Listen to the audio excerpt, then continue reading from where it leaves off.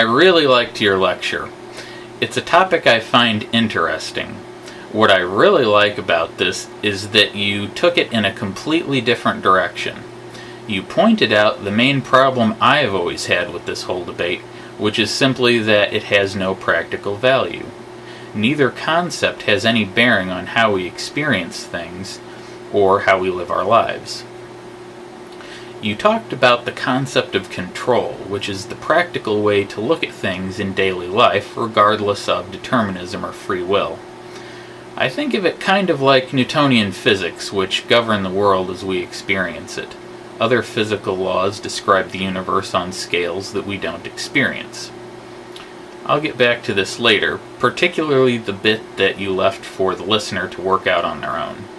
So, getting away from the practical and into the purely academic, I think we have determinism, with free will being only an illusion.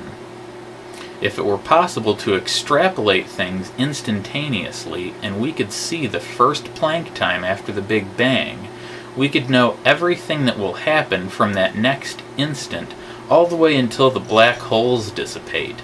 Everything breaks down to the reaction of particles and the four forces. They are predictable, therefore everything is predictable. However, it isn't possible to extrapolate things instantaneously. The limits of the universe would likewise limit any mind existing as part of it. So, it's really not possible to predict anything in that manner. So that is part of what gives us the illusion of free will. Then there is also the fact that our minds are part of this massive collection of particles simply following the laws of physics. So of course it seems like we have free will. Our wills are made of electrical and chemical reactions in the brain, so you can't separate our consciousness from physical laws. So there's no way we could feel any other way. It seems like when people argue for free will, the very root of it seems to be their own personal preference due to the philosophical implications they imagine would result from the contrary. Like you said, one of the guys was backed by the Templeton Foundation, a very dubious group. They specialize in trying to gather excuses for their usually religion-inspired conclusions which they presupposed. Finding things to make the presupposition look plausible is something they do pay big bucks for.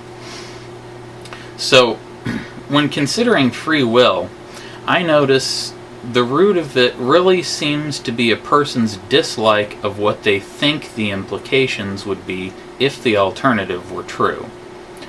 One's personal preference has no bearing on reality, so it sounds like, in essence, what they are saying is this: I don't like things that I think would be true in a predetermined world, so free will must be true.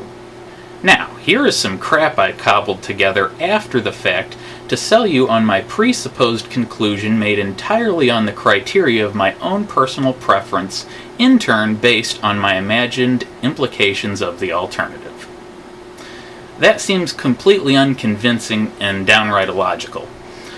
I might go so far as to call it nonsense.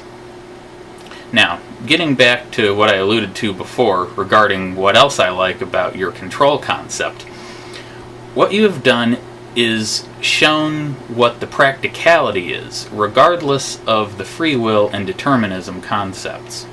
The control is how we determine the responsibility of actions and all that sort of thing. This completely destroys any validity of what people say the implications of a predetermined world are. So not only are their arguments based on a fallacy, the fear that drives them to do it is completely unfounded. So that's what I liked about the lecture and what my thoughts are on the purely academic side of things.